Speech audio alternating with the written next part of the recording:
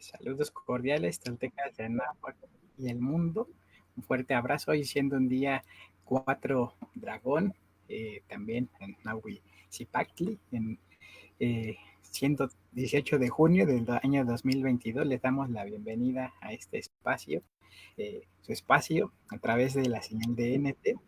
Y pues bueno, tenemos aquí el gusto de encontrarnos con Rosita Frank Chinawi, que va a estar ahí atenta a sus comentarios. Y pues adelante, Rosita, muy buen día. ¿Cómo estás? Un abrazo. Buenos días a todos, pues muy emocionada porque estamos viendo desde que empezamos esta nueva serie la cosmovisión de se parece mucho a las culturas ancestrales y ya vas rascando hasta atrás, como que se parece, tienen muchas cosas en común, pero aquí estamos viendo, gracias a Frank que nos ha explicado, pues de monumentos como la Coatlicue, o sea, cómo empieza desde las energías, cómo se van haciendo los planetas, no sé, en la Coyolxauhqui, cómo se va haciendo el planeta Tierra. Entonces hemos ido así como ido avanzando, según pues dejaron pues ya sea murales, estatuas, en los códices, hay información de ese pasado, de cómo veían nuestros ancestros nuestro origen. Esta cosmovisión de la náhuatl me encanta. Y el día de hoy, pues quedamos de que íbamos a hablar de el árbol de Tamuancha, que viene siendo como la explicación, ya no del origen de la vida tal, sino del origen del ser humano. Qué emocionante, ¿no? Voy bien, Franco, me regreso. A ver, cuéntame. Pues sí, el tema de hoy, pues, aprovecho para saludar a todos los compañeros. El tema de hoy es continuación de lo que hemos venido trabajando. Vimos cómo se fue formando el universo según las concepciones anáhuacas a través de sus metáforas. Y cómo llegamos a un punto en que ya surgió la Tierra, surgieron los astros, la Tierra está lista para la producción de vida. Empezó a haber una serie de etapas evolutivas que son los soles, hasta llegar al sol actual, que es el quinto donde vivimos los seres humanos. Ahora bien, de una forma paralela, los anahuacas también representaban la aparición del ser humano con otros simbolismos. Digamos que la secuencia de los 5 soles, la creación de la materia, los astros y demás, representan los hechos históricos, el mundo físico, los hechos cosmológicos históricos. Sin embargo, la aparición de la vida, la conciencia del ser humano, es decir, de la vida, la conciencia superior y la autoconciencia, eso se representaba con un mito muy específico que se llama el mito del árbol de Tamuancha. En otras palabras, los mitos de Anáhuac no solo describen cómo llegó a existir el mundo, sino también tienen una óptica psicológica. Es decir, cómo llega a existir la conciencia desde el punto de vista psicológico. Así que el mito que vamos a estudiar ahora no es histórico. No tratemos de ubicarlo en el tiempo. No ocurrió en algún momento en el tiempo. De hecho, el árbol de Tamuancha no comienza ni termina, como ustedes van a ver. Siempre está ahí. Es infinito, eterno. Lo que quiere decir, en la concepción de los anahuacas, que la vida es eterna. Así que esta idea de cuándo surgió la vida o quién la creó, eso no surge en la cosmovisión de Anahuac. La vida es eterna, siempre ha estado ahí. Así que cuándo surgió o cómo surgió, bueno, cómo se modifica si tú quieres, pero no surgió de la nada. Y por lo tanto no necesita un creador que saque las cosas de la nada. La cosmovisión de Anáhuac es muy objetiva en este sentido. Se reduce a lo que captamos con nuestros sentidos físicos y con la mente. Y lo que nos dicen nuestras evidencias es que la vida es eterna. ¿Ok? Porque nosotros mismos subjetivamente no tenemos conciencia de un punto de origen de la vida, lo cual involucra un montón de cosas. El árbol de Tamuancha no es solo el mito de cómo llegamos a existir, sino es también el modelo de qué hacer con nuestra existencia y a dónde vamos. ¿Ok? ¿Y por qué el nombre Tamuancha? ¿No? O sea, si nos vamos a la raíz, a la etimología del significado de la palabra, ¿qué es eterno? Mira, para entenderlo, esa no es una palabra náhuatl. Para entenderlo necesitamos entender su contexto. Tú sabes que digamos, al equivalente del creador de los cristianos, pero hay una gran distancia, hay una gran diferencia. Al equivalente le llamaron serpiente emplumada, ¿sí? Kukulkan, Gukuma, serpiente emplumada. Los nahuas también le pusieron nombre, le llamaron Quetzalcóatl y lo representaron como una serpiente cubierta de plumas. ¿Por qué? Porque es una serpiente cubierta de plumas, o a veces con alas. Los olmecas representan con alas. ¿Por qué? Pues en lo personal es, digamos, lo que más apegado al más elevado puede ser esa gran evolución que tenemos la oportunidad de acá hasta acá, de trascender en el conocimiento, en nuestra manera de vivir, en nuestro hacer, en nuestro estudiar, en nuestro andar. Ese que no tenemos que estar donde estamos, tenemos que abarcarlo todo desde acá, desde el primer chakra hasta, por decir, el último. Somos parte de un todo. Tú sabes que... Sí, disculpa. ¿Qué ibas a decir? No, que lo importante es avanzar y tener todos los aspectos en la vida en su justo término y lugar, pero ascender, evolucionar, crecer. A ver, cuando hablamos de símbolos mesoamericanos, es necesario ir directamente a lo que tiene el símbolo. Te pongo un ejemplo. Cuando vemos las estatuas, no sé, mexicas, zapotecas, mayas, de la serpiente plumada, vemos que están constituidas por una serpiente con plumas. Esto lo digo por lo siguiente: hay mucha gente que dice que no significa serpiente plumada, sino serpiente preciosa. A ver, antes de irte a tus ideas, observa literalmente lo que estás viendo, lo que ven tus ojos: una serpiente cubierta de plumas. Obviamente, quienes representaron eso estaban pensando en una serpiente y en plumas. Si no hubieran puesto plumas, es evidente.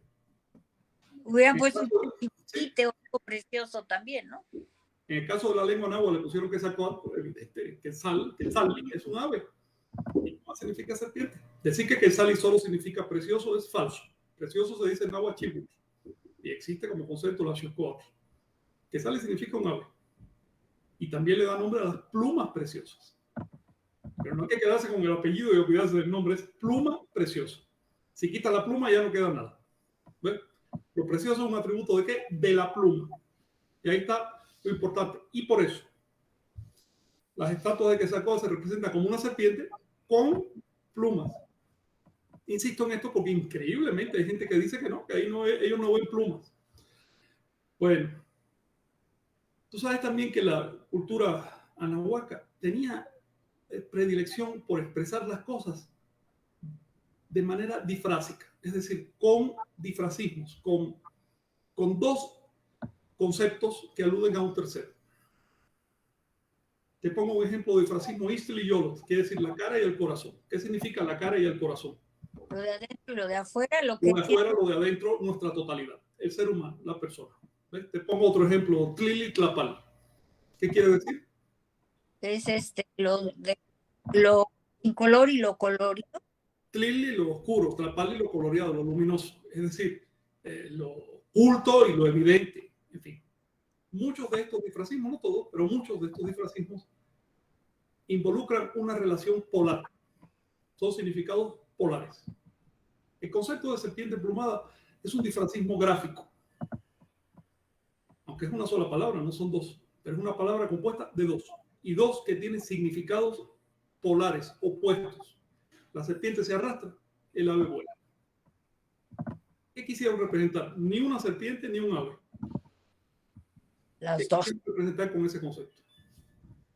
Pues que somos esa totalidad, desde hasta abajo. Quisieron representar el concepto de trascendencia de las limitaciones. La serpiente representa lo que se arrastra, lo que no vuela. El ave es lo contrario. Entonces, cuando los unes en un solo cuerpo, ¿qué quieres decir? Que esas dos polaridades se armonizan y trascienden. No es una armonización pasiva. Ahí lo ves en el emblema, en el escudo mexicano, llamado así. En realidad, escudo anáhuac, porque se sabe en todos lados. Es un ave sometiendo una serpiente. El ave puede ser un quetzal, puede ser un águila, sometiendo una serpiente. No es una serpiente tragándose un ave. Es decir, es el principio que se eleva sometiendo al principio que se arrastra. Es el principio que se libera sometiendo al principio que está limitado porque no tiene ni patas. ¿Ves? Entonces tiene que ir por el polvo. Recuerda que en esta cultura, polvo, teutli, es el término que usaban para decir transgresión, también suciedad, es decir, lo contaminado. Mientras que el ave es el emblema de lo puro, lo que no se arrastra. Entonces, primero tenemos que entender que este concepto implica una polaridad. Si no resolvemos las polaridades en realidad son dualidades. Ya les he mencionado, la dualidad más clásica, en la que cree la mayor parte de la humanidad, es un Dios y un diablo, irreconciliables. Que en ningún momento se van a poder sentar a una mesa porque Dios no es capaz de hacer las paces con el diablo. Y porque el diablo no le interesa a Dios. ¿Ves? Entonces, no se van a sentar jamás a una mesa. Esta polaridad entre Dios y el diablo, según las religiones que la aceptan, que son muchas, se va a resolver cuando uno de ellos, por ser más poderoso, va a asesinar al otro. Punto. Eso es una idea dualista. Ahora, ¿qué pasa cuando tomamos una dualidad? Como por ejemplo, el agua no se quema, el fuego no se puede mojar, son excluyentes. Y les aplicamos energía, es decir, le aplicamos atención. Bueno, llegamos a dominar esa dualidad, la convertimos en una polaridad, la complementamos. Y al hacer eso, esa energía que le aplicamos, esa atención, se transforma en principios superiores. Por supuesto, la energía no desaparece. Tú le aplicaste energía para reducir una dualidad, para transformarla en una polaridad y para hacerla complementaria. Esa energía se transforma en una función superior. Ya les puse el ejemplo de cuando el ser humano se decidió a combinar fuego y agua, inventó el motor. Pero así cualquier invento, cualquier adelanto, cualquier principio evolutivo físico, biológico, implica la reducción de una dualidad a través de la atención, a través de la energía. ¿Ves? Te pongo el ejemplo de las serpientes que vuelan. La idea de que los reptiles no vuelan es tonta. La evolución ha probado que sí, que a las aves descienden de los reptiles. Así que hubo un periodo de millones de años en que los reptiles volaron. Eran reptiles todavía, pero volaban. ¿Cómo fue que volaron los reptiles? ¿Por qué lo hicieron? Pues para sobrevivir, porque si no, no. ¿Para qué? ¿Pero por qué? Por ese gran principio de evolución de dos contrarios que se juntan y generan. Lo hicieron porque quisieron. Lo hicieron porque quisieron. Si no hubieran querido, no lo hubieran hecho. Así que lo que se impone sobre las aparentes dualidades es la voluntad, es el deseo de hacer las cosas. Por supuesto, el deseo de los reptiles estaba inspirado por necesidades, la necesidad de vivir, la necesidad de cazar una fruta, una cosa así. ¿Ves? Pero era su deseo, y ese deseo es el que motiva la evolución. A ese reptil que se transforma en ave y trasciende su limitación, por lo menos comparativamente está mucho más libre. Los Anahuacas le llamaron serpiente plumada que sacó. Es una metáfora perfecta de la evolución, tanto en sentido biológico como en sentido psicológico. De la voluntad, qué precioso, qué bonito término, me encanta. Si no lo hacen.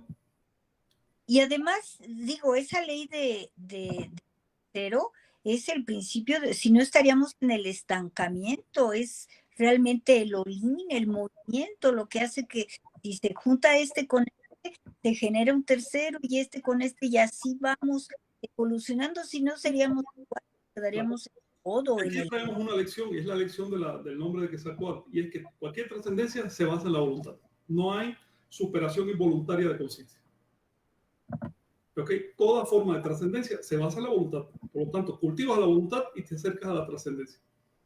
Si esperas que un espíritu lo haga por ti, no. Te sugiero un cómodo sillón para que te mantengas así esperando hasta que te lleve la muerte. Así de sencillo. Cualquier trascendencia implica voluntad. El cultivo de la voluntad es el camino. Para hablar en términos anahuacas y en términos un poco, digamos, literarios, ¿no? La voluntad es nahual. El cultivo del nahual es el camino. ¿Por qué? Porque para educir, para sacar al nahual, para manifestar al nahual, tú tienes que proponértelo y proponértelo insistentemente. Y después seguir un programa de ejercicios. No es una cosa espontánea, así, que pase por gusto. Sí, dime. Para los que nos están viendo por primera vez y el término nahual, ese nahual es el potencial que tenemos todos dentro, ¿podríamos explicarlo así? Es el potencial de evolución. Así. La evolución representada por la serpiente emplumada, en igual es el potencial evolutivo que tenemos. Para hablar objetivamente, vamos a salir de lenguajes folclóricos, ¿no?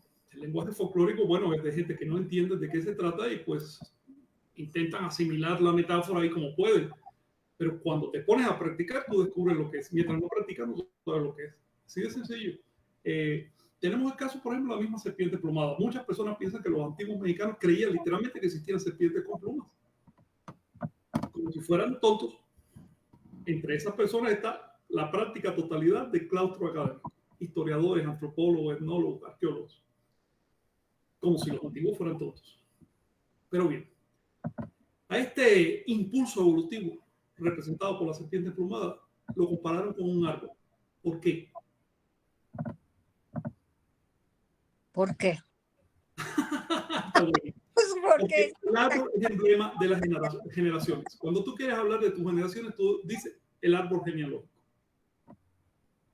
¿Ves? Árbol genealógico significa la secuencia que me ha traído hasta acá. Por lo tanto, la continuidad de la vida. Nosotros no salimos de cero. Nosotros salimos de una cosa que ya estaba viva, y estaba viva porque era parte de otro organismo. Y por ahí para atrás, todo el tiempo que quieras. De cero no sale algo.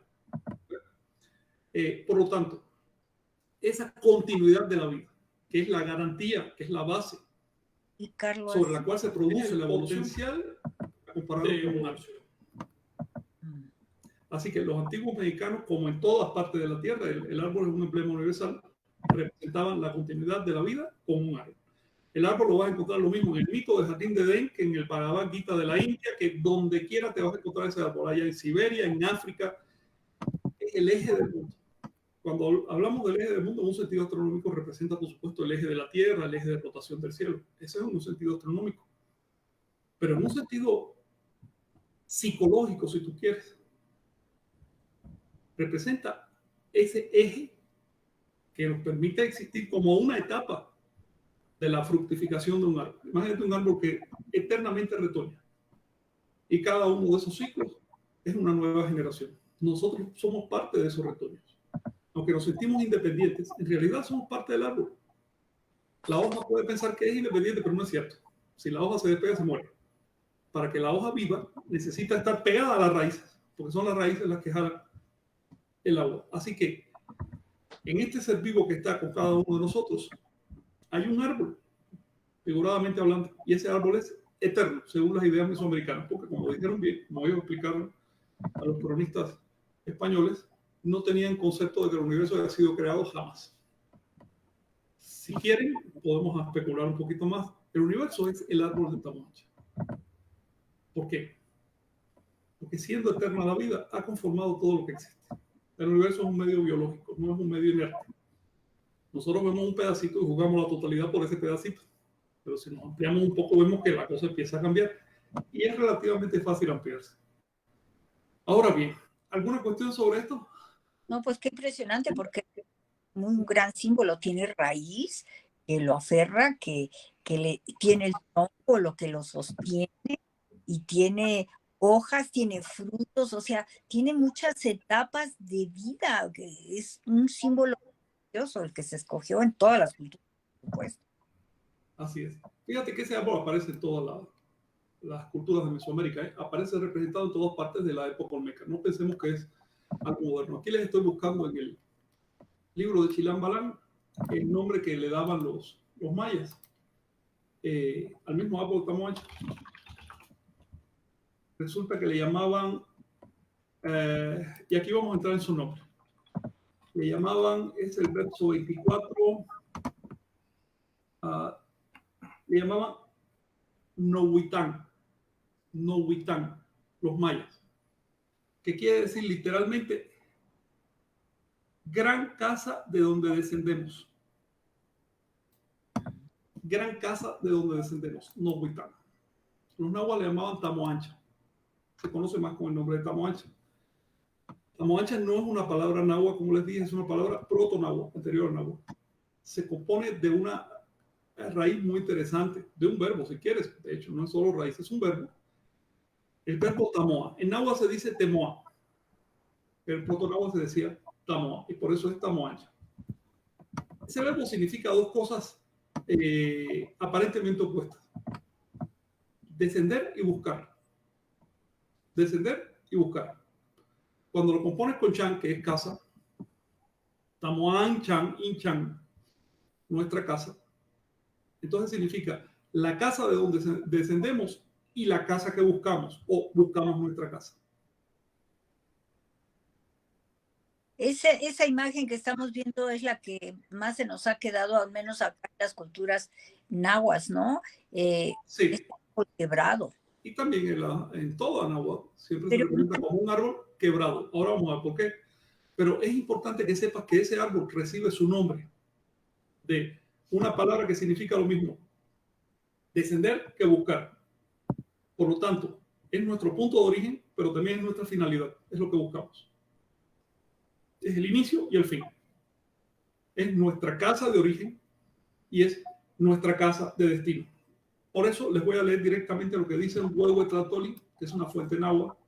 Dice así: he aquí lo que dijeron los antiguos. En verdad, nadie sale de Tamoancha. No es cierto que nacimos sobre la tierra. Es aparente nuestra estancia aquí. En otras palabras, descendemos de Tamoancha, pues seguimos en Tamoancha. ¿Por qué? Porque regresamos a Tamoancha. Representa la totalidad. Tamoancha es el nombre del universo como fuerza, continuidad, movimiento evolutivo. El nombre del universo en tanto evolución es Tamoancha. Por supuesto, del nombre, digamos, laico, externo, semanagua, ¿no? Pero si tú quieres hablar de la continuidad de la evolución, del hecho de que todo evoluciona continuamente, Tamoancha. El universo es el árbol es el universo. Por eso lo representaban a manera de pirámide cósmica. Aquí les puse algunos relieves de la cultura de Izapa, que es epiolmeca, es decir, está pegada a los olmecas antes de los mayas. En estos relieves ustedes van a ver que el árbol tiene un ave en su fronda. Hay otro relieve en donde se ve mucho mejor. Tiene un ave en su fronda, pero sus raíces son la cabeza de un reptil. ¿Qué significa el reptil abajo, en las raíces? El ave en la fronda y el tronco. ¿Qué significa eso? Bueno, para empezar tenemos otra vez otro que es el cuatro. Porque ese mismo árbol es un reptil que se transforma en ave. Para empezar. Pero además aquí tenemos el origen y la explicación de un emblema tan común en Anáhuac como es el águila con la serpiente posada encima de un árbol o de un cactus, de un elemento vegetal, de una caña. Los mexicas lo representaban como un águila con serpiente posada sobre un árbol o sobre un cactus. En el escudo es como un cactus, pero también usaban el emblema del árbol. Es otra forma de representar lo mismo. Por lo tanto, este árbol representa la polaridad y el movimiento que se establece entre el reptil y el ave.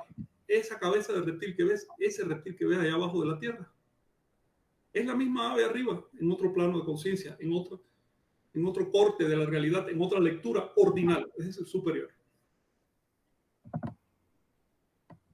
Por lo tanto, ¿qué es el árbol en sí? El paso que tenemos que hacer. La superación, la trascendencia de órdenes, el ir hacia arriba. ¿Por qué escoger un árbol? Porque el árbol tiene una parte que no se ve, que además es la más importante para el propio árbol, ¿eh? Porque nosotros el árbol es lo que se ve, pero un árbol se siente a sí mismo a existir, su sentido de ser está en sus raíces. ¿Por qué? Porque si le cortas la fronda y hasta el tronco todavía puede retoñar, pero si le saca las raíces no, su sentido de ser está en las raíces. Aquí en esta imagen ven cómo esa ave se ha transformado en un ser humano. El ave es el ser humano. Y están viendo cómo ese árbol ahora tiene un ojo en su tronco. ¿Qué te está diciendo eso? Que me está viendo. No. ¿Qué quiere? Está diciendo que ese árbol es de la naturaleza de la conciencia. Es un árbol psicológico, no es un árbol literal. Estos mitos fundadores no son literales. Tomarlo de forma literal es perderse lo bueno, es perderse la esencia del significado. Y con razón en muchas culturas está un ojo es simbólico de la conciencia, entonces. El árbol del Edén, el árbol del conocimiento de lo bueno y lo malo. En este caso ves el árbol con un ojo en su centro y dividido en dos partes, con dos ramas hacia los lados que a su vez se bifurcan para abarcar los cuatro rumbos, y una persona que sale de ese tronco con el cual está enlazado por un ombligo, emblema de las generaciones. Aquí no está hablando de las generaciones humanas, sociales, no, está hablando de las generaciones de la vida en general. Finalmente, nosotros somos humanos de hace un tiempito para acá, pero mi antepasado de hace 3 millones de años no era humano, y el de hace 60 millones de años ni siquiera era un mono. ¿Ok? Y por ahí para atrás seguimos teniendo antepasados, no crea que esto se detiene. Son literalmente nuestros antepasados, literalmente. Eso significa el ombligo. Y por otro lado es que esa persona, al liberarse, al trascender, al ir más allá de las limitaciones de la tierra, hace un gesto con la mano importante. Con una mano señala la unidad y con otra la pluralidad. La mano de la unidad, la mano de la pluralidad. Es decir, la totalidad de las cosas. Los anahuacas no concebían que el universo fuera uno, que hubiera un ser supremo. No, no. El uno es un número. Es solo un símbolo. La realidad es la diversidad. Nosotros podemos abstraer esa diversidad de nuestra mente, pero no olvidemos que es algo que nosotros estamos haciendo. El universo no nos refleja a nosotros, nosotros reflejamos al universo. De eso se trata. Ahora bien, observa cómo este árbol reparte sus ramas hacia los cuatro rumbos. El pintor lo puso de la manera que pudo porque el códice no es tridimensional, pero se nota que su intención es repartir sus ramas a los cuatro puntos. Con eso nos está diciendo algo. Este árbol es el cosmos. Recuerda que como ellos lo simbolizaban como una pirámide para arriba, una pirámide para abajo, y el punto donde ambas se tocan se llamaba Tlaltipa, que es la superficie de la Tierra, que es un cuadrado, y por lo tanto distribuido hacia los cuatro rumbos. Aquí lo vemos de nuevo. Vemos que las ramas del árbol crean el Tlaltipa, los cuatro rumbos, que sus raíces son la parte de abajo, y que la fronda que hay arriba, el pájaro, la persona que trasciende, es el cielo. El cielo teológico. ¿Alguna cuestión sobre esto? Pues cuánta carga tienen los símbolos porque además casi todos salen como del inframundo, o sea, tiene tantas lecturas, ¿no? Así es. El árbol es lo mismo en la tumba de Pacal, vemos como árbol. También se las envié a los compañeros para ponerla. Ahora me gustaría que mostraran una imagen donde se vea a unos niños comiendo fruta del árbol. Estas son las de Teotihuacán, las de los... Ahí veo... Les envié una imagen de un códice Vaticano, donde se ve niños alimentándose del árbol. Ah, sí. ¿Qué es, Fran? Exactamente lo que les estoy diciendo. Les voy a leer una cita directa. Fingían, dice el Códice Vaticano, fingían, es decir, era una falsa creencia de ellos, un árbol que destilaba leche, a donde llevaban a todos los niños que morían. Estos niños han de salir de aquel lugar para repoblar el mundo. Es decir, los niños, que son emblema del origen de la vida, se alimentan de ese árbol. Es decir, el origen de los niños es ese árbol, pero además el destino, porque si mueren regresan a ese árbol. Es el destino de la vida también. En tal función, en la función de aquello que nos alimenta, literalmente, que nos alimenta, le apodaban Chichihualcuauco, que quiere decir el árbol de la leche. El Chichihuali, el árbol de la leche.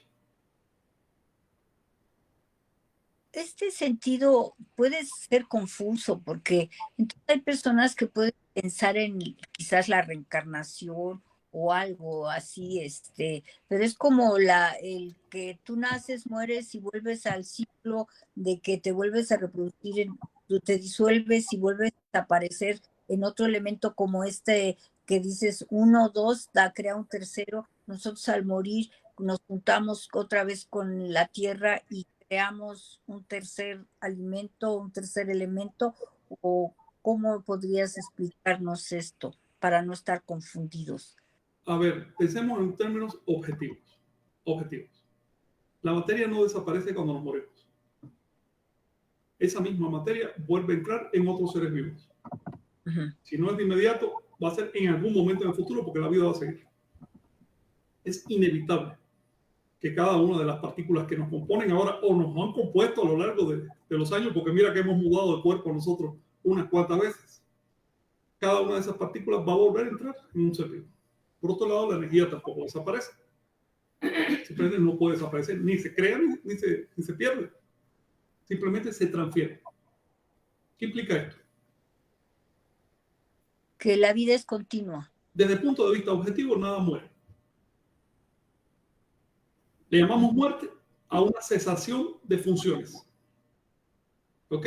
Pero vienen otras funciones, y vienen otros usos, y viene otro reciclaje. Ahora bien, esto es lo que respecta a nuestros componentes objetivos, la materia, la energía. Pero nosotros nos identificamos no a partir de nuestro cuerpo o a partir del potencial energético. Por lo general, el ser humano se identifica a partir de su ego. Y aquí viene el conflicto. La pregunta, ¿el ego sobrevive? La respuesta es muy sencilla. ¿Qué soñaste anoche? Si lo recuerdas, felicidades. Si no lo recuerdas, tienes un grave problema. ¿Tú crees que si no recuerdas lo que soñaste anoche vas a recordar tu vida en otra siguiente vida? El ego es una construcción psicológica, una cosa compuesta, no es una cosa original. El ego nace y se muere, a diferencia de la materia y la energía. El ego no solo no es eterno, sino que ni siquiera es permanente en nosotros mismos. Nosotros cuando éramos chiquitos teníamos una idea del mundo, ahora tenemos otra, después vamos a tener otra. Cambia constantemente, a menos que nos anclemos en una creencia, lo que es todavía peor. Es decir, el ego es solo un reflejo de lo que está pasando. Le damos importancia, le damos nombre, pensamos que es nuestra realidad, porque las religiones nos condicionan a ello. Si tú piensas en una religión que tiene un ego grandote, sobrenatural, gigante, invisible, además todopoderoso, y que por eso te va a destruir si no hace exactamente lo que quiere, hombre, terminas pensando que tu ego es importante como reflejo de ese ego grandote y merece sobrevivir. Pero si tienes una religión como la Anahuac, que te dice el ego no es continuo, el ego surge y desaparece, te das cuenta de la realidad. La realidad es que la vida permanece, el ego no. Así que con perdón, pero todos estos señores que recuerdan sus reencarnaciones, que me lo digan en una lengua antigua y empezaré a creerles. ¿Ok? Hace poquito me encontré como otra reencarnación de que sea 4. Caramba, con tantos problemas que tenemos para defender el náhuatl clásico, para recuperar la lengua de hace 1000 años, y ese reencarnado no nos quiere explicar cómo se hablaba hace 1000 años. ¿Te das cuenta? Falacias. Los anahuacos no perdían su tiempo en ese tipo de creencias. Pero bien, continuemos con el caso del árbol. Vemos que en ese árbol están mamando los niños. Los niños se llaman en náhuatl niño pirsi. Los niñitos pipilsitsi. Quiere decir niñitos, pero también significa santos. Santo. O mal traducido en los textos como príncipes, o como nobles, o como personas con un cierto, pero significa santo, propiamente, estado de santidad. ¿Por qué? Porque el estado de santidad era un estado de ingenuidad figurada con los niños. Ingenuidad no en el sentido de que no conozca la realidad un santo o una persona que ha hecho su trabajo, sino de que ha trascendido las doblezas del tonal, que está consciente de que es energía, que tiene poco tiempo, que tiene que vivir su vida y no estar pendiente de creencias ajenas, que tiene que encontrar su propia experiencia, su propia realización. Eso es un santo. En el sentido, eso le llamaban Pilsi, y al conjunto Pipilsetsi. Por lo tanto, cuando se dice que los niños vienen de Tamoanchan, pero regresan a Tamoanchan, y cuando se dice que el árbol de Tamoanchan significa la casa de donde descendemos, pero también buscamos nuestra casa, ¿qué te están diciendo? Pues ese sentido de no contaminación, de pureza de tu esencia, ¿no? De limpieza, de limpieza. El niño nace limpio, se empuerca ¿con qué? Pues con las ideas de la sociedad, política, religión. Con creencias. Las ideas en sí no tienen tanto problema. Si sabemos que una idea es como una camisa, que tú te la pones y después te la quitas, no hay problema. Pero si la conviertes en creencia, eso es veneno mental. Entonces, la propuesta del árbol de Tamoanchan y los niños que están mamando leche ahí es limpiarse de ese tipo de suciedad mental para poder ver la realidad de forma objetiva. Si nosotros miramos la realidad tal cual está ocurriendo, todo es movimiento, todo es energía. No veo aquí a mi alrededor ni una sola cosa estática. ¿Ves? Se trata de ver, eso es lo que llaman ver en sentido chamánico. Ver objetivamente, ver sin creencias en la mente, ver sin prejuicios. Pues bien, ¿alguna cosa? Pues no, que ahorita me acordé que dicen que no todo, que es lo único permanente, lo no permanente, y que es que realmente es vivo todo lo que no, todo tiene movimiento, pues nunca está, es lo Cuando único. ves esa realidad, estás viendo. Mientras ves fotografías de cosas estáticas, estás simplemente mirando. Por usar el lenguaje chamánico más habitual, ¿no? Puedes invertir los términos si quieres. Pero es decir, hay una diferencia. Estar viendo tus propias imágenes mentales y observar objetivamente lo que pasa. Si nosotros simplemente tratamos de ser directos, rectos en nuestra observación del mundo, vamos a empezar a desechar creencias que no hace falta. Las creencias son muletas mentales. Nadie dice yo creo si está seguro. Bien, si tú estás seguro, no dice yo creo. Así que todo ese panorama de creencias, todas esas religiones, con tantas creencias y tantos creyentes, simplemente es expresión de una duda. Salgamos de la duda, es posible salir de la duda. Es además muy sencillo. Simplemente atreverse a ver el mundo con objetividad. Ahora bien, acuérdate que esta descripción del universo hacia arriba y hacia abajo, en realidad es metafórica. Ellos no concebían al universo literalmente como una pirámide. Eso es una descripción que se hace, una descripción literaria. Pero los cronistas claramente dijeron que ellos concebían que había la misma cantidad de cielos que de inframundos. Es una concepción cíclica. El universo lo representan como una cebolla, son capas de cebolla. Te pongo un ejemplo de este asunto. Aquí del Códice Vaticano también leo. Ellos tenían que existían 9 causas superiores a las que atribuían todos los efectos del universo. Estos planos del inframundo y del cielo eran causas. No creían que literalmente se subiera por una escalera y estuviera uno en otro mundo, en otro planeta. No, no es así. Lo dice claramente la fuente.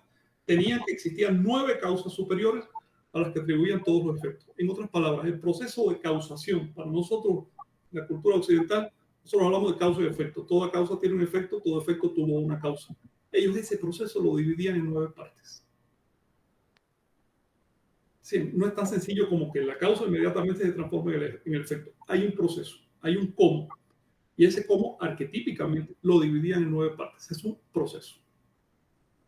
Las razones del 9, bueno, se pueden encontrar en la astronomía. Quiero decirles que esta descripción del universo como un conjunto de 9 capas concéntricas no solo es en agua, aparece también en el Viejo Mundo, aparece en todos lados, lo que demuestra que es una descripción paleolítica, fue heredada por todas partes. Pero en el Viejo Mundo prácticamente se ha ido olvidando, solo quedan libros antiguos. Los anahuacas sí lo tenían como un pilar de su concepción de la realidad. ¿Alguna cuestión? A ver si descanso la voz. Franks, bueno, a lo mejor estoy mal, pero yo recuerdo la mayoría de los árboles Tamuanchan de la cultura náhuatl partidos, y los de mayas no recuerdo alguna que esté partida o tan grande. ¿Estoy mal o por qué? Sí, sí existen en los mayas, olmecas y epiolmecas, sí existen representaciones. Incluso creo que les puse alguna por ahí donde se ve el árbol herido.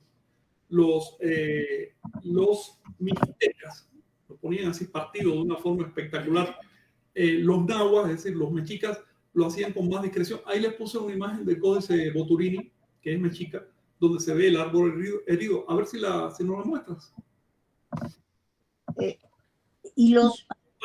los mayas, o sea, porque los mixtecos y nahuas, sí como los veo que más unificados, pero en la maya, ¿cuál me puedes hablar de? Esto es a ver si les envié las imágenes de este asunto.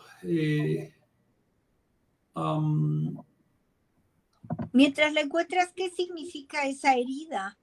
Sí. Mira, por ejemplo, en una estela de Izapa, que ya nos acaban de mostrar, en la que está doble. La que está doble, que son 2 estelas de Izapa, por favor, donde se ve el árbol con cabeza de reptil, esa.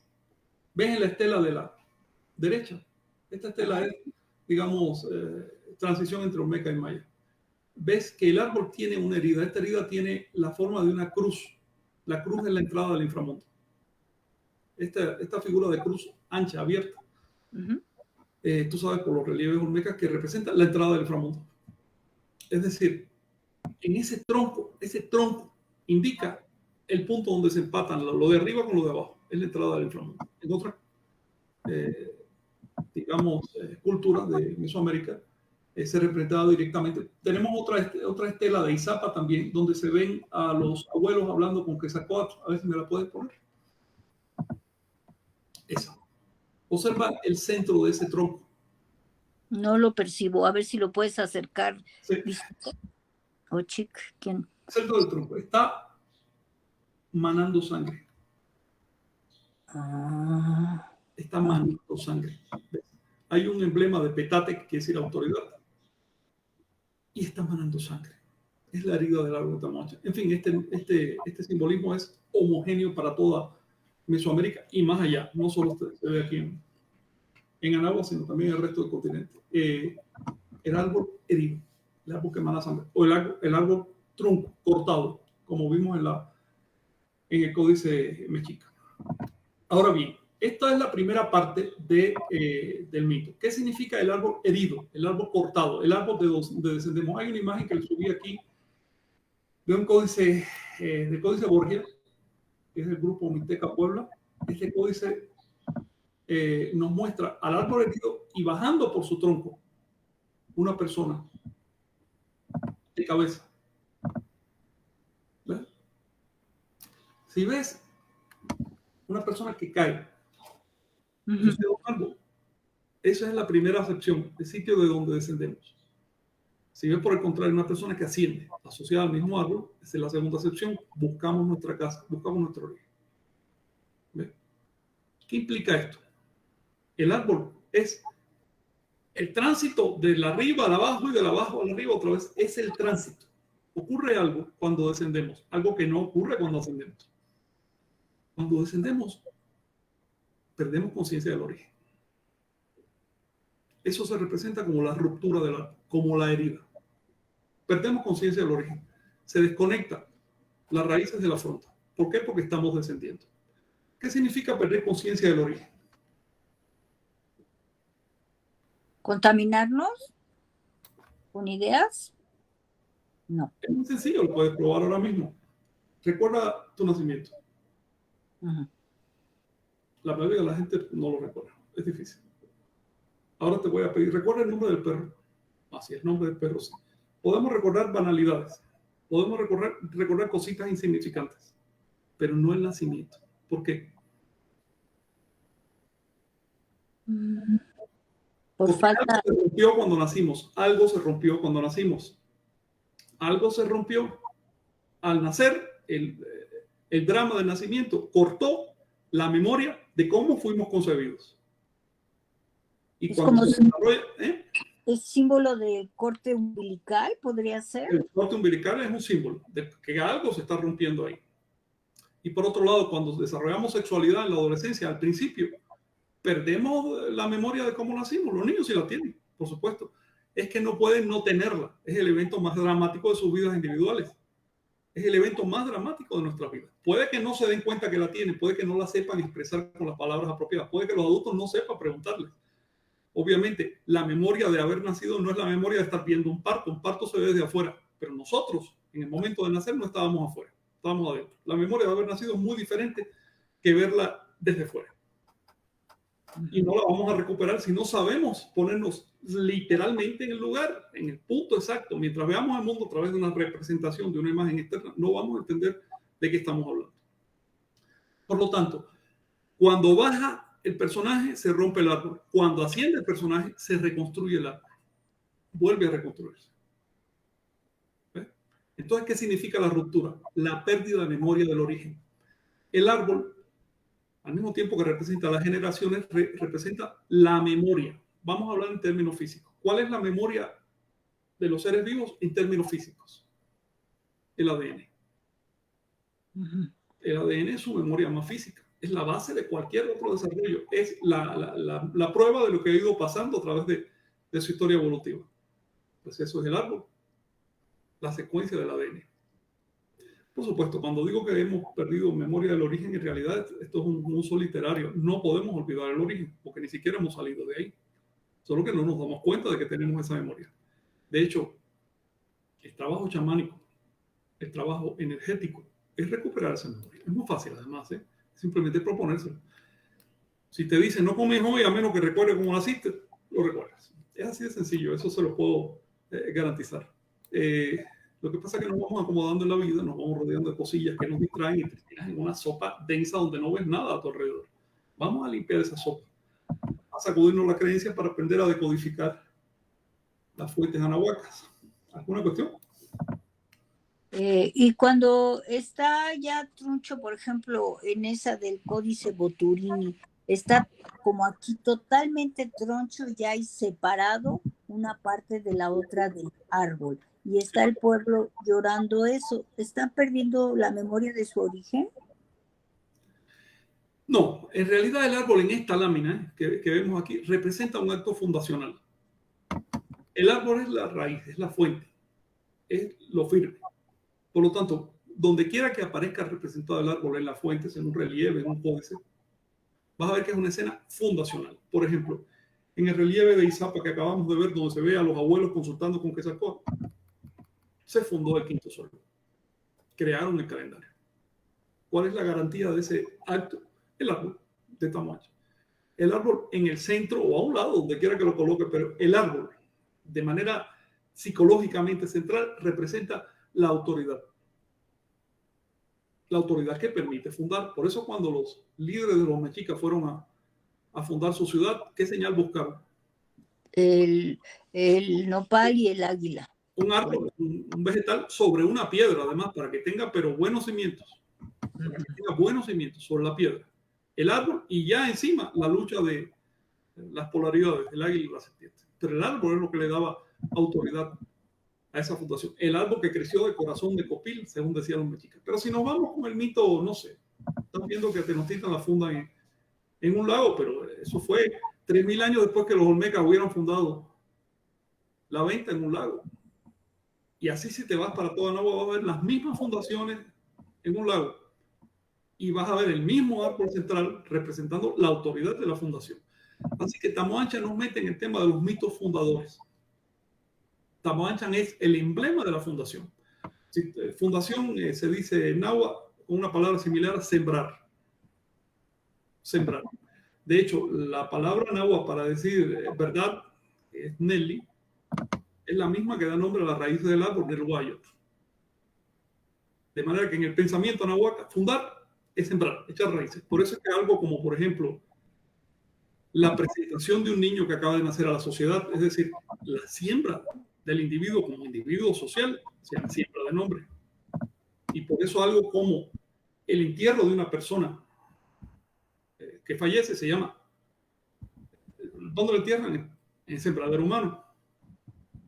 Tocoya, sembradero humano. ¿Por qué? Porque están sembrando una fundación para la segunda parte de su vida, que vamos a decir así, es la vida espiritual. Recuerden, no la vida del ego, sino la vida espiritual, que es una cosa diferente. De manera que este árbol representa el acto de venir y aparecer en la tierra, de fundarnos sobre la tierra, pero también el acto de trascender. Por eso lo vemos, por ejemplo, en la lápida de Pacal, asociado a la muerte, ya no al nacimiento de Pacal. ¿Por qué? Porque con su muerte Pacal trasciende, asciende por ese árbol, que en este caso es un maíz, y se transforma en el ave que hay encima del maíz. Aquí encontramos muchísimos otros simbolismos. Obviamente, por ejemplo, las dos ramas de ese maíz producen las cabezas de Hunahpu y Banaque, que son los héroes mesiánicos que a su vez destierran al ave que hay encima, que a su vez permite que vuelva a ocurrir el proceso. La lápida tiene un contenido completamente cíclico. Y el Mictlán abajo, ¿no? ¿Qué? Está...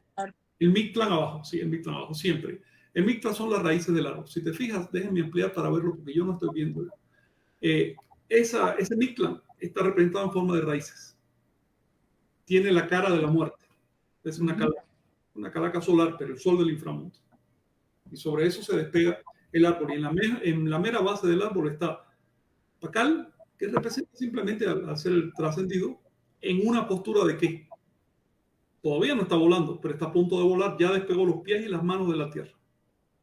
Únicamente está tocando la tierra con la base de la columna vertebral, que no por casualidad en agua se llama Cintli. La misma palabra que le da nombre a los niños que vienen y a los santos que se van. ¿Ok? Pero bueno, desarrollar esta idea sería meternos en otro tema. ¿Y a dónde asciende? Fíjate que ese árbol sale de su ombligo.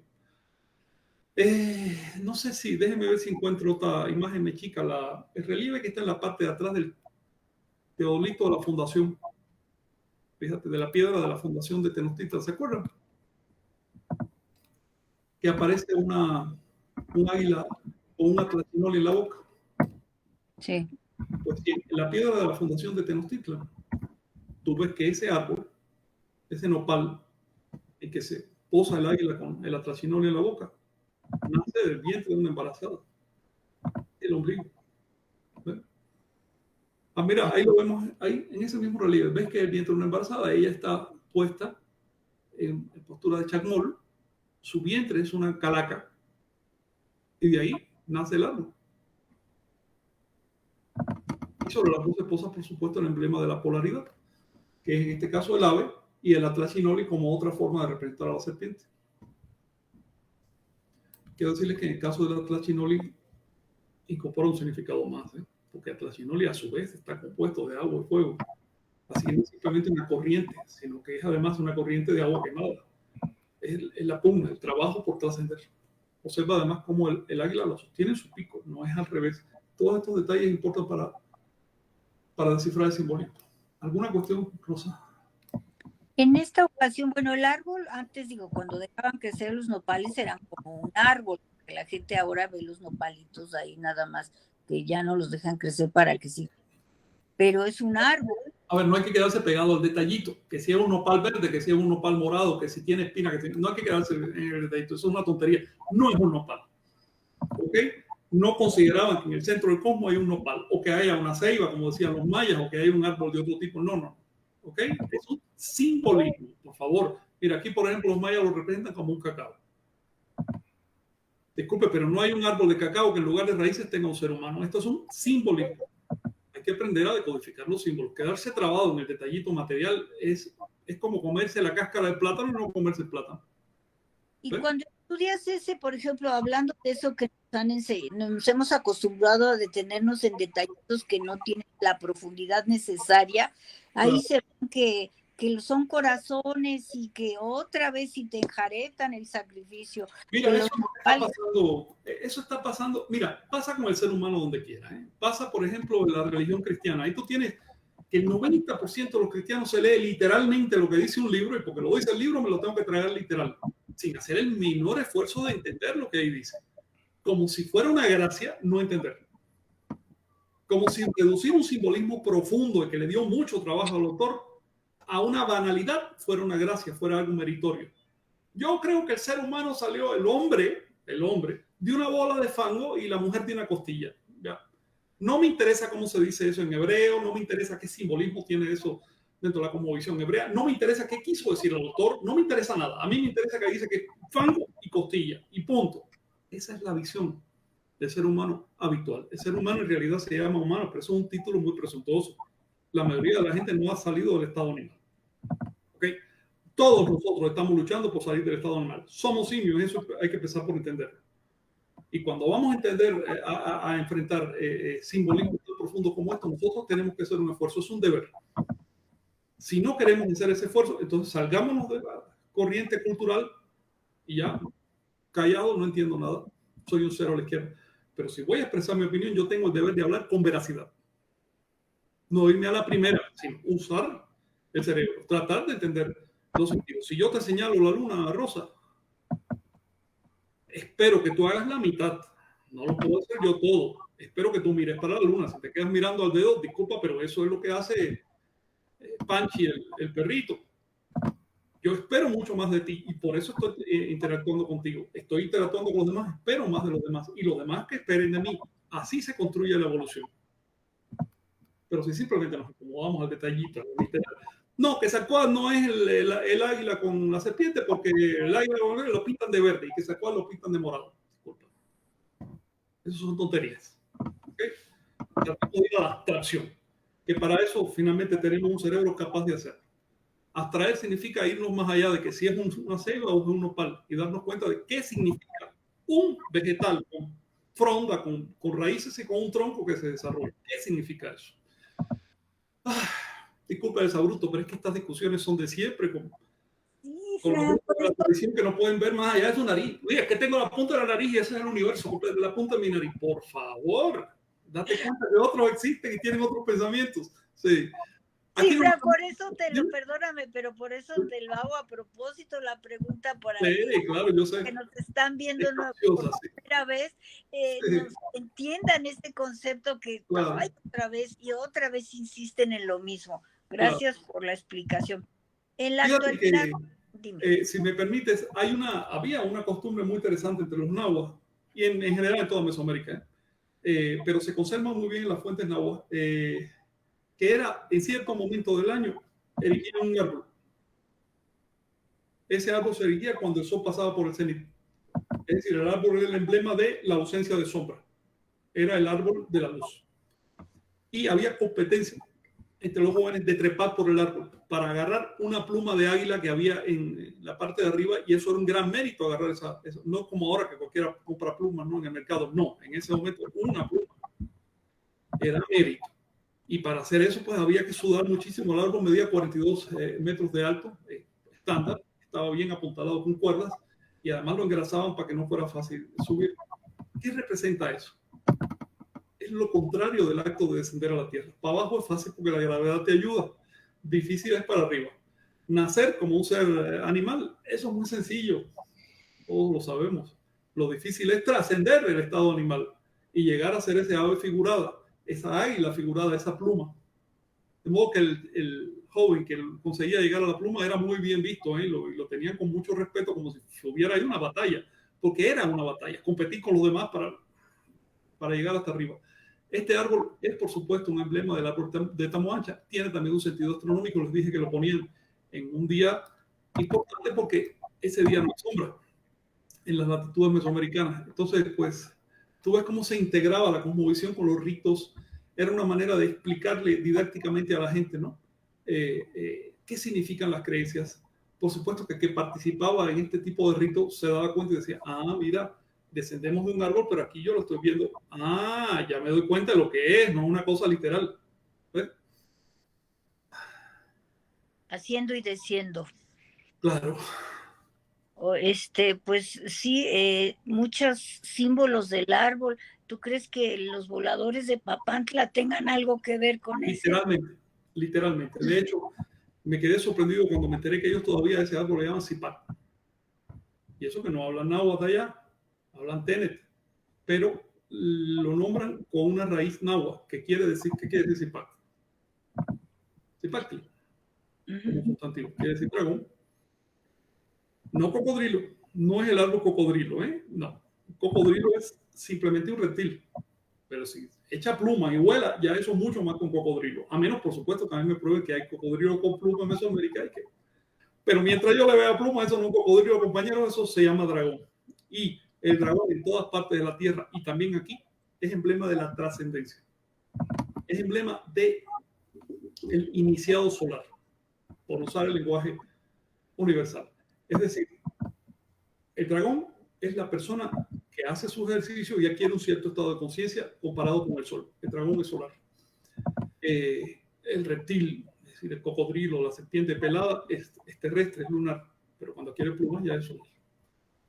Sí, por supuesto, el árbol de los huastecas y qué bueno que sobrevive, es una muestra impresionante de este simbolismo. Fíjate cómo ellos van descendiendo de ese árbol. Con sus vueltas, son 13 vueltas, 4 guías, van creando un tejido. Por los números tú te das cuenta que ese petate, ese tejido que van creando en torno al árbol, es de los ciclos. ¿De qué ciclos? Obviamente los ciclos calendáricos. ¿Qué representan? Las etapas, las generaciones, las sucesivas generaciones. De una especie a otra es una generación. De un individuo a su hijo ya es una generación. Y en cada generación hay cambios. Y esos cambios, los positivos se acumulan, los negativos desaparecen. Y cuando vienen a ver, existe cambio de cualidades, cambio de todo. La evolución con nosotros apenas empieza. La evolución hasta este punto ha pasado por las siguientes etapas. Un estado muy primitivo que se llama química compleja, muy primitivo, pero donde ya existe sexualidad y existe voluntad química compleja. Después viene un estado senciente, que ya es de los microorganismos, plantas, animales, en el cual ese individuo, ese ser, se da cuenta del medio y después viene un estado autoconsciente en el cual el individuo reflexiona, es decir, hace un reflejo de sí mismo, hace un reflejo del mundo. Autoconciencia es poder reflejar las cosas. Hay otro estado al que todavía no ha llegado nuestra especie, pero sí han llegado personas. Es la conciencia del Nahual, por la capacidad de ver objetivamente más allá de ese reflejo. Los anahuacas representaban esto con el emblema del espejo. Tú sabes que el espejo es el emblema de Tezcatlipoca. Tezcatlipoca significa humo del espejo. Quiere decir espejo oscuro, espejo nublado. Es un espejo que te permite reflejar la realidad, pero no lo ves nítidamente. Sin embargo, el Huehuetatoli dice que un maestro es uno que logra horadar el espejo de un lado a otro. ¿Qué significa eso? Ya no ver nada nublado, sino ir al... Puedes ver tu reflejo en el espejo, pero también puedes ver más allá. Puedes tener también visión objetiva. No te vas a poder salir del espejo, porque finalmente ese espejo son tus sentidos, es tu mente. Pero puedes tener una visión objetiva, más allá de las nubes, más allá del humo. Todo está reflejado en Tezcatlipoca, que es el señor de la percepción. Por eso su emblema es el espejo. Esto te lo pongo, es otro símbolo para decir qué es lo que pasa con Tamoanchan. Con Tamoanchan, la materia más inerte, si quieres llamarla así, entra en los tejidos vivos y termina generando conciencia.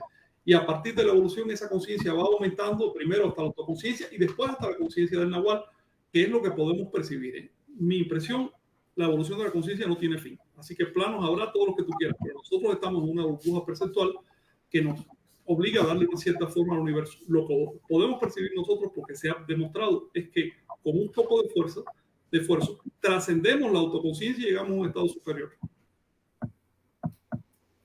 Ay, Frank, pues si podemos hacer un paréntesis de Tezcatlipoca, también con los mayas aparece este personaje y también una de sus cualidades es un pie que no está completo.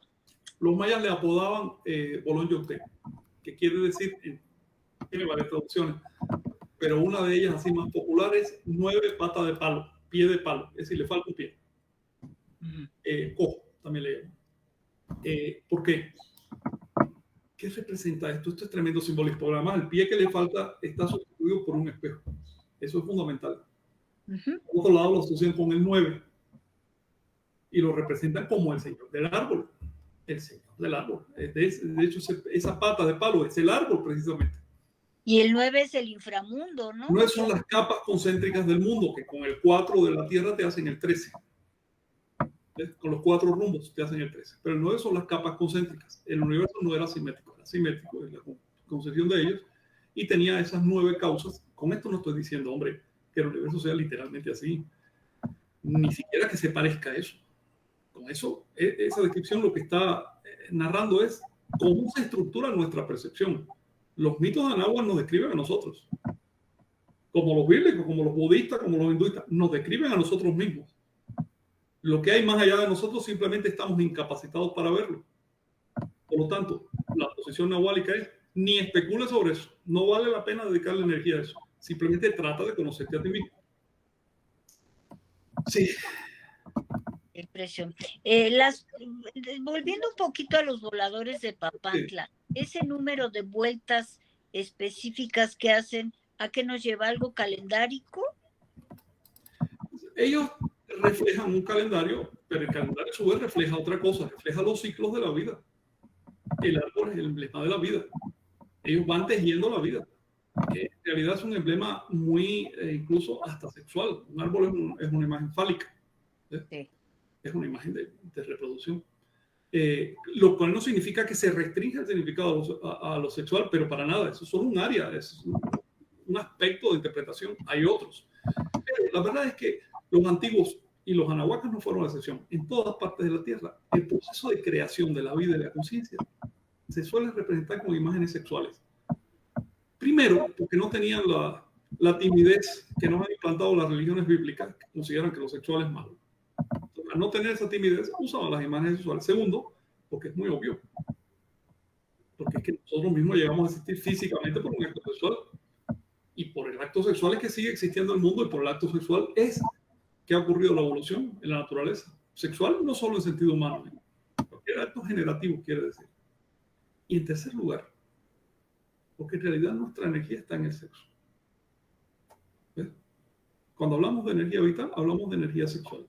De esa se trata, de la energía de la perpetuación, que podemos dirigirla a la perpetuación del individuo físico, a la perpetuación de ideas, a la perpetuación de una esperanza, de lo que tú quieras. Podemos dirigir esa energía donde nos dé la gana. Pero esencialmente hablando, somos esa energía reproductiva. Quien me diga que no es la energía que lo trajo aquí a la reproducción, que me pruebe que viene de otro lado, o concepción inmaculada, que me lo pruebe. ¿Ves? Pero mientras su concepción no sea inmaculada, esa persona es producto de energía sexual. Y esa es la energía que tiene. Por eso la cosmovisión de Anáhuac también se insistía en la necesidad de encauzar correctamente la sexualidad y usar correctamente la sexualidad para poder tratar otra vez con el árbol del origen. Sí. ¿Cuál es el indicador de que estamos ahorrando energía, de que la estamos usando bien? Pues el indicador de que estamos, pues, que no nos enfermamos, que no nos enfermamos. Bueno, hombre, la salud es parte del asunto, pero fíjate, la salud se puede afectar por un accidente, una cosa inesperada. La salud puede, unos genes más heredados, ya eso no tiene nada que ver con lo que uno haga. ¿Ves? Pero ahora hay mucha enfermedad generada por la psicosis que trae uno, no hay nada de... Enfermedades sociales generadas por vicios y cosas así, bueno, ese es un indicador. La buena salud en ese sentido sí es un indicador. Es un indicador todavía más fino, más profundo, más inmediato. La memoria. La memoria. Recordar cómo llegamos a este mundo no es una excepción de chamanes, es un ejercicio obvio. Es algo que todos deberíamos aprender. Y ahora nos han tronchado a tener esa memoria y a ver mala energía sexual y también por eso problemas. Ni se plantea. Yo estoy diciendo esto en nuestra cultura, ya verías a los curas y a los demás asombrados. ¿Cómo? ¿Sabes qué, amigo? Es obvio, es lo más importante que te pasó como individuo. Que no lo recuerdes implica que te están manipulando, que hay un problema ahí. Y tú sabrás si sales del problema o no. Porque realmente los demás no ganamos nada con eso. Tú sabrás si sales del problema o no. Pero hay un problema. No me digas que no lo hay. Hay un problema. ¿Y sabes por qué? Porque otros no tenemos ese problema. Porque otros hicimos los ejercicios. Eso es lo primero que tienes que entender. Segundo indicador del trabajo con la energía es la capacidad de tomar control en los sueños. Y cuando digo control no significa tiranizar los sueños o ser el amo del sueño, sino fluir con ellos, impactarse con ellos, ser consciente sin interferir para poder seguir percibiendo. Si interfieres, pues vas a meter un ruido, porque lo que va a interferir es el ego, sino simplemente ser consciente, sin pensamiento, no juzgar lo que ves, atestiguar lo que está pasando. El poder hacer eso es indicador de trabajo con la energía. Casualmente es otro punto que nuestra cultura no le hace menos caso. Es más, hasta hace poco en la cultura occidental, hablar de sueños era hablar de demonios. Todavía hoy, muchísimas familias, a mí me tocó hablar del sueño, el diablo está ahí. ¿Por qué? Porque ahí hay un hueco, porque yo no le he prestado atención, porque el cura me dijo que no le prestara atención, como si ser subconsciente fuera un mérito. Si nosotros hacemos la tarea, vamos a descubrir por nosotros mismos el árbol del origen, que es ese árbol del que hablaba Jesús, el árbol que crece interiormente, que brota para siempre. Él lo comparó con una fuente. Dijo que el reino del cielo es como una fuente que brota dentro de uno mismo permanentemente, que nunca se acaba. Y por lo tanto, el que la descubre ya no padece sed, no necesita sacar agua de un pozo. ¿Ves? Esa es otra manera de hablar del árbol del origen, una manera que también se usaba aquí en Mesoamérica, la fuente. Es decir, los antiguos usaron metáforas de aquello que tiene raíz, que tiene profundidad, que va al otro lado, de aquello que está por debajo de la apariencia de la tierra, de aquello que nos conecta con nuestro subconsciente. El origen del árbol de Tamoanchan, la existencia del árbol de Tamoanchan es el subconsciente. El desarrollo de conciencia, todo desarrollo de conciencia, implica y consiste en arrojar luz sobre el subconsciente. En otras palabras, si trabajamos a partir de consciente, ya ahí no hay desarrollo, hay manejo de ideas, es rumiar ideas. Si tú quieres realmente desarrollar tu conciencia, tienes que meterte en tu subconsciente. Así que el árbol de Tamoanchan también es una propuesta chamánica. Por eso los chamanes en todas partes de la tierra, generalmente el rito chamánico se la metáfora que usan los chamanes es que ellos suben y bajan de niveles, bajan al inframundo, suben al cielo a través de un árbol. Por lo general, incluso ese árbol existe. En algunas aldeas todavía existe, es un árbol muy adornado y demás. Una cosa curiosa es que si nos vamos, por ejemplo, para la religión islámica, todavía los islámicos van cada año a peregrinar allá a la Meca y le arrojan piedras a un árbol que ya es una columna de piedra, obviamente, ¿no? Porque el árbol original se pudrió, pero entonces han hecho una columna de piedra que sigue representando lo mismo. Arrojan piedras al árbol para separarse de la influencia del árbol, porque dicen que en ese árbol está el diablo, está la serpiente del conocimiento del bien y del mal. Y si vamos para atrás, pero muy atrás, ¿no? 10 millones de años evolutivos antes, encontramos todavía a los grandes simios con un culto al árbol. Eso se ha registrado. Y una cosa interesante es que los simios no solo le dan culto al árbol, sino que también le tiran piedras. Lo abruman de piedras. Y hace poco se demostró que eso lo hacen para señalar a través de ese árbol el punto donde hay una cámara vigilando la vida de los simios. ¿Por qué? Porque esa cámara representa el conocimiento del bien y del mal. Así que fíjate cuán profundo y cuán antiguo es ese complejo de símbolos en nosotros. De hecho, el tema del árbol no es humano. Viene desde mucho antes de los humanos. El árbol representa la trascendencia. Si ustedes quieren darse un espectáculo intelectual, busquen esos videos en que se ven a los simios repudiando árboles, lanzándole piedras a los árboles. Eso era un misterio hasta hace poco, hasta que se descubrió que siempre cerca de ese árbol hay una cámara, y el simio sabe que esa cámara es un ojo que está conectando con su realidad inmediata con otra que no ve. El simio lo sabe. Entonces lo simboliza a través del árbol. Pero bueno, esto es una digresión. Sin embargo, sí es importante tener en cuenta que el mito del árbol es universal, es antiguo, no es un capricho mesoamericano, no se agota estudiando Mesoamérica. Para entender el Tamo Ancha necesitamos verlo en su contexto universal. Otra descripción muy buena del árbol aparece en un capítulo del Bhagavad Gita de la India, del hinduismo, y allí se aclara una cosa muy importante, y es que el árbol tiene la fronda abajo y las raíces arriba. ¿Ves? Es una manera de representar el descenso en la India. Lo que hacen es invertir el árbol. Aquí en Anagua se hacía el mismo árbol, pero roto. Es otra imagen. Son imágenes, ¿sí? Si tienen alguna cuestión. Pues todavía tengo un poco la duda de por qué un árbol totalmente roto y no. ¿A dónde nos quieren llevar en la actualidad ese mensaje? ¿Cuál es la importancia de esa ruptura? Te voy a responder con una imagen, a ver si Shinnawi nos hace el favor de colocarla. Fíjate. Aquí vemos en esta estatuilla que le envié a Shinnawi, de influencia olmeca. A ver si nos la puedes colocar, Shinnawi. ¿Te la envié? Hola, Jonathan. Ah, sí. Mira, en esta estatuilla vemos un árbol que crece del entrecejo de un ser humano. Uh-huh. Ahora te voy a enviar otra, donde ese árbol se ha transformado en otra cosa. Fíjate. A ver en qué se transformó ese árbol. A ver si me lo dije. Recuerda, entrecejo y crece un árbol. Es una planta que además produce maíz. Sí, produce fruto. Es como la conciencia, ¿no? Que sale de aquí. Sí. El desarrollo de la conciencia, de eso estamos hablando. Aquí en esta otra escultura tehuasteca, estamos viendo que ese árbol se ha transformado en otra cosa. ¿En qué? No lo percibo mucho. A ver si nos acerca.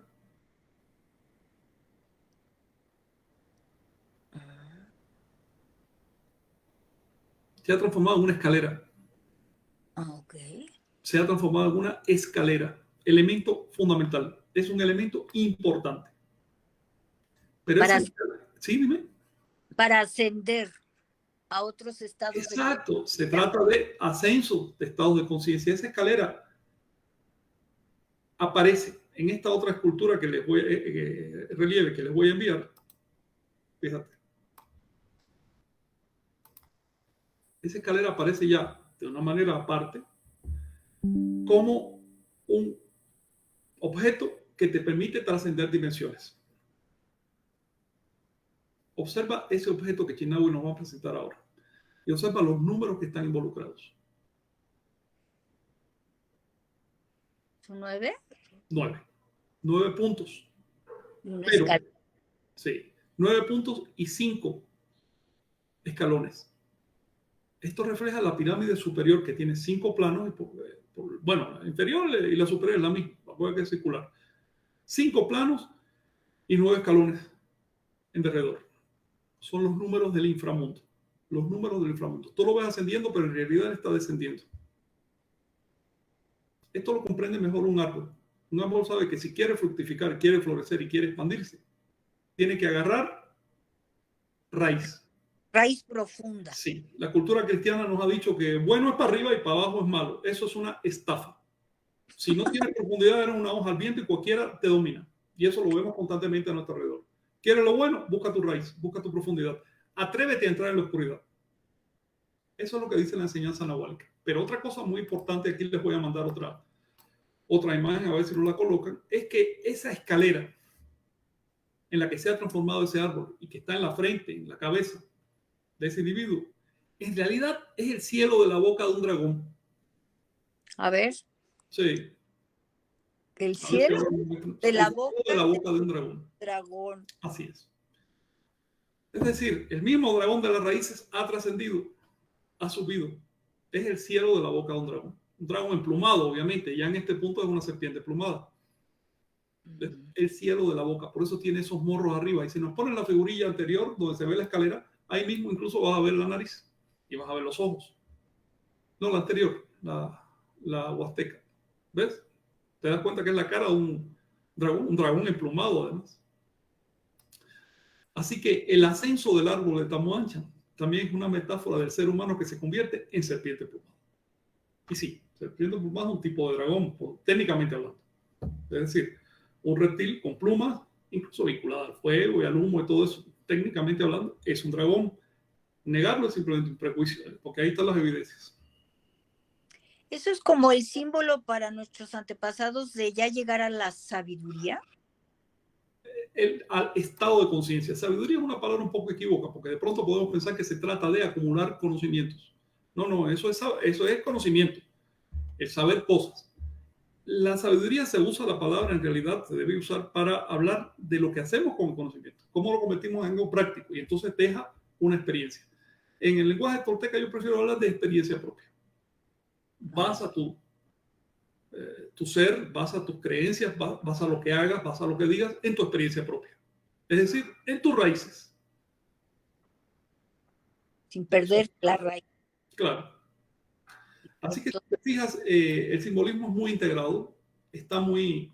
Mira, aquí les voy a mandar otra imagen, a ver si nos la puede poner Chinawi, donde esa escalera directamente es una planta de maíz que crece de la cabeza de una persona que está siendo sembrada y quedó gráficamente representado. Está siendo representado sembrada por la deidad.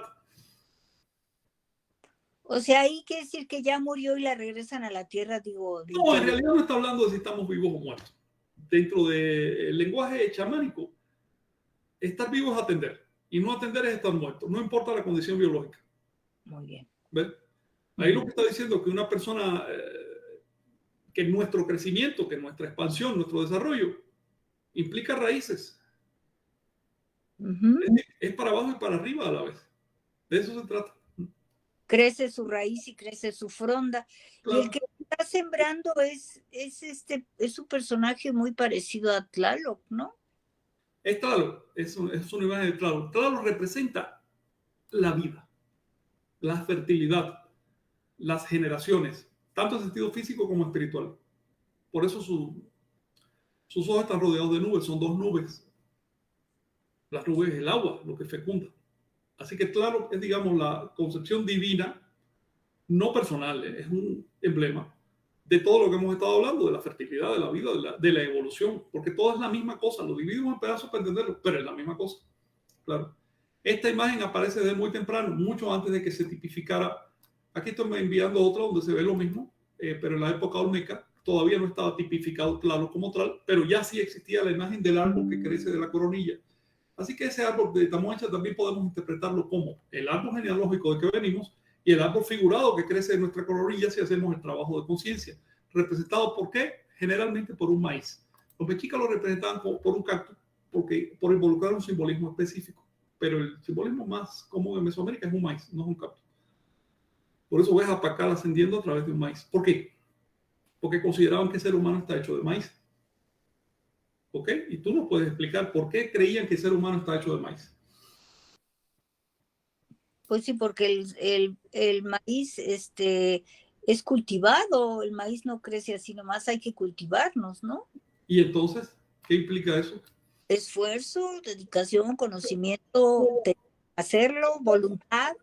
Voluntad, primero intento, voluntad, trato de hacerlo. Es la voluntad lo que nos permite evolucionar. Segundo, agarra una semillita que no tiene prácticamente valor alimenticio, que es una semillita que no permite hacer una civilización y la transforma en una mazorca. ¿A través del esfuerzo? El esfuerzo dirigido por la voluntad. Y por supuesto, con esa masa se construye el ser humano, significando qué cosa. No que nuestra carne esté hecha de maíz, sino que como seres humanos somos producto de la voluntad. Si le quitas la voluntad, lo que queda es un simio. También está significando lo siguiente, que si queremos evolucionar tenemos que asumir nuestra evolución, porque al llegar al plano de la autoconciencia ya no se vale dioses, no se vale fuerza de la naturaleza, no se vale nada de eso. Lo asumes y lo haces, si no lo asumes vas para abajo porque para abajo es más fácil.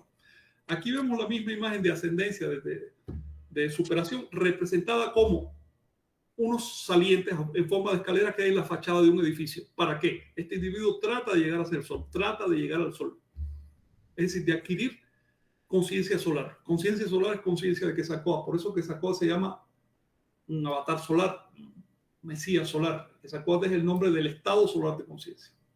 Realmente el simbolismo es muy profundo. Podríamos seguir hasta donde ustedes quieran porque las imágenes mesoamericanas son infinitas, no se acaban. Quizás algo que debemos tocar algún día es el equivalente de este símbolo, porque también en lugar de árbol los rolíes representan como un conjunto de ríos. El difunto se mete en el agua y después nada con la ayuda de un perro, que es el nahual, y trasciende y así. Y esto aparece, por ejemplo, en el mito de Popol Vuh, porque ellos entran al inframundo y tienen que atravesar una serie de ríos. ¿Te acuerdas de eso, no? Es decir, son mitos paralelos que van diciendo lo mismo. Sin embargo, antes de apartarnos mucho de Tamoacha, a mí me gustaría platicarles, pero esto va a requerir otro encuentro, platicarles de lo siguiente. El árbol de Tamoacha tiene unas ciertas estancias. Es decir, no se baja de un tirón, se baja por estancias. Y también se sube por estancias. Y esas estancias están representadas por los 5 planos de la pirámide cósmica. Por los 5 planos.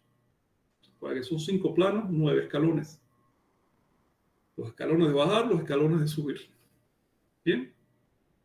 Y cada una de estas estancias tiene nombre. Y ese nombre cambia según si estás bajando o estás subiendo. Y eso es parte importante del mito fundador. Si te parece, lo podemos tratar mañana. ¿Cómo se llaman los planos por donde descendemos y qué tenemos que hacer para convertirlos en una escala de ascenso? Pues sí, es muy interesante. Muy fuerte, sí. Muy fuerte. Y ahorita me recordé de casi las figuras olmecas, todas tienen esta aberturita aquí, que será el nacimiento de la conciencia y la voluntad. Es la marca de la coa en la tierra para que por ahí nazca la planta. La marca de la coa en la tierra. Pero también el punto de encaje, si vamos a abstraer esto. El punto donde la realidad externa encaja en nosotros, produciendo el milagro de la percepción. Es, digamos, la imagen, probablemente la imagen central de la cosmovisión anahuaca, la imagen más representada y más importante. El tema de la herida, de cómo ese pedernal, esa flecha, se encaja en el ser humano, permitiendo el milagro de la percepción. Cómo lo de adentro entra, lo de afuera entra y se convierte entonces en un mundo interior que a su vez sale y cambia el exterior. Eso es el concepto de punto de encaje, que se representa paralelamente y quizás deberíamos dedicarle un programa con el tema del juego de pelota. Recuerda que el Clashco, el estadio de juego de pelota, es el mismo cuerpo humano. ¿Ves? Y ahí tiene sus 2 anillos por donde hay que saltar la pelota, que la pelota, como te dice el Popol Vuh, es la cabeza del buscador, la cabeza de Hunahpu. que por más señales esa pelota lleva adentro un pedernal. ¿Te acuerdas que los malos le clavaron un pedernal adentro de la pelota? Bien. Si quieres, en otro momento le dedicamos un programa a ese tema. Sí, pues ya se nos está acabando el tiempo, ¿verdad, Vicente? Así es, si gustan, pues vamos con Chignahui para que nos den los comentarios, saludos finales. Chignahui, por favor. Bueno, saludos a todos, ya se nos pasó un buen tiempo, pero saludos a Lelona Martínez, Carla desde el fin del mundo, José Ángel Sosa, Miss Liyolot, y bueno, con esta última pregunta para Frank, Miguel Ángel Lacatecolot, Tamoanchan en realidad no se debería escribir al principio como Temo en lugar de Temoa. En náhuatl sí, pero la verdad es que las fuentes siempre dicen Tamoanchan. Es decir, es igual que la fuente dice Mochomoco, aunque en náhuatl debería escribirlo de otro modo. Acuérdate que los nombres sagrados son muy resistentes, cambian lentamente. Muchos de los nombres que usamos, que usaban los anahuacas, eran de lenguas anteriores que ya se habían extinguido. Lo mismo hacemos nosotros. Cuando tú dices Dios, Cristo, Biblia, estás usando nombres creados hace miles de años en otras lenguas, no son propios del español. Pero los usamos por inercia porque tienen carácter sagrado. Así que cuando ellos decían Tamoanchan, estaban también diciendo, esto es autorizado, esto viene de atrás, esto es del lenguaje de nuestros abuelos. Por eso es que se perpetúan esos arcaísmos en la cosmovisión de Anáhuac. Pero si lo vas a decir en náhuatl, claro, es Temoa. O Temoa. ¿En Chignahui algo más?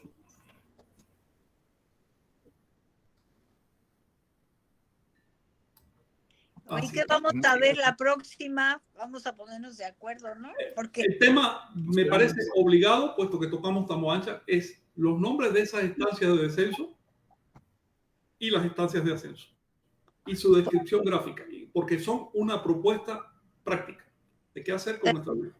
Sí, porque en el programa pasado se dijo que íbamos a ver Tamoanchan y luego lo del mito de Aztlán, pero está muy... A eso voy. Aztlán es parte de esa instancia de descenso. Es decir, no es solo Aztlán. Hay varias localidades míticas relacionadas con el árbol de Tamoanchan. Varias. Aztlán es una de ellas. Hay otras más. Para entender Aztlán, tú tienes que ver todo lo que dicen las fuentes, no solo un detallito. Eso lo vamos a ver. Aztlán, Chico Monstruo, Colhuacan, Teoatl, etc. Hay un montón de estancias que se van describiendo y que tienen una causa lógica. Todo eso lo vamos a ver. Y esas mismas, el mismo Aztlán y todo lo demás, cambian de nombre y entonces se elevan. Y tú puedes encontrar la asociación porque se usan los mismos símbolos, pero uno en descenso y otro en ascenso. Y se transforman entonces en un programa de crecimiento humano. Entonces, ¿cómo le vamos a llamar al siguiente programa? Pues si quieres, no sé, el mito, ya que lo dijiste, el mito de Aztlán. El mito de Aztlán, como se dice ahora. ¿Y de ahí ya te vas al Popol Vuh o qué o cómo? Bueno, vamos a ver de dónde sacamos información para ese mito. Si da tiempo, el Popol Vuh es muy profuso, es muy denso. Y después ojalá del de Aztlán sea el del Popol Vuh, que se me hace así como que muy importante. Yo sugiero tocar los símbolos náhuatl primero, y si quieres después pasamos a Popol Vuh, porque Popol Vuh va mucho más allá. Es impresionante la información que se queda ahí y nos describe no solo lo que pasa al llegar, sino lo que pasa aquí, ya una vez que llegamos. Eso quedó muy bien descrito en ese mito. Pero en fin, tenemos mitos para rato. Entonces nos vemos, pues muchas gracias, yo me despido, reserva a mis compañeros que también se despidan y estén pendientes que vamos a ver el mito de Aztlán y todo lo que con esto nos lleva a esto. Tamoanchan y Aztlán, ¿cómo no? Gracias, los quiero. Sí, vámonos.